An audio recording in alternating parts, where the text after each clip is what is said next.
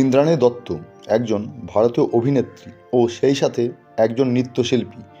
তিনি 2005 সালে ইটিভি বাংলা এবং 2010 সালে স্টার আনন্দে প্রচারিত টেলিভিশন শো মহিষাসুরমর্দিনীতে দুবার দেবী দুর্গার ভূমিকায় অভিনয় করেছিলেন, যা দর্শকদের কাছে খুবই জনপ্রিয় হয়েছিল।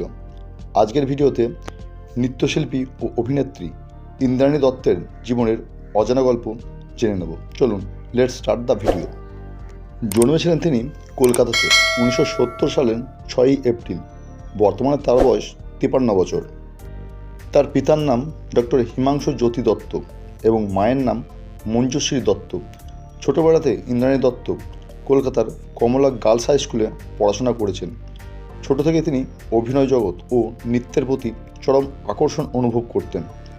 তার স্কুলে তিনি নৃত্য ও সঙ্গীতের প্রশিক্ষণ নিয়েছিলেন এবং বিভিন্ন সঙ্গীতানুষ্ঠানে তিনি অংশগ্রহণ করতেন।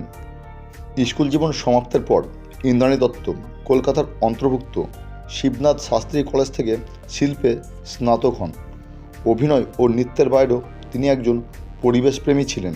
প্রাণীদের প্রতি তার অগাধ ভালোবাসা ও গভীর প্রেম ধরা পড়েছে। ইন্দ্রাণী দত্তের দাম্পত্য জীবনের সঙ্গী হলেন জনার্দন পাল এবং তাদের একমাত্র কন্যা সন্তানের নাম হল রাজনন্দিনী পাল। তিনি তার জীবনে বহু চলচ্চিত্রে অভিনয় করেছেন, যেমন পাপপুণ্য, অপমান, পাপী, শেষ আঘাত, আপন আমার আপন, ত্রিধারা, মাস্টারমশাই, জনতার আদালত, কলকাতা কোহিনূর প্রভৃতি।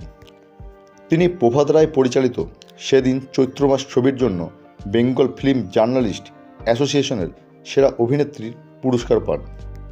অভিনেত্রী হিসাবে তিনি শুধু বড় পর্দার মধ্যেই সীমাবদ্ধ ছিলেন না।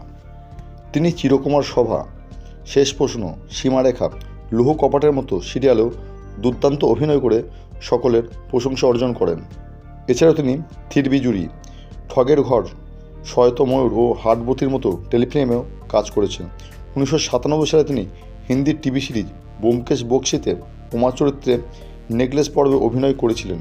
নৃত্যের প্রতি ইন্দ্রাণীর আবেগ খুব ছোট থেকে।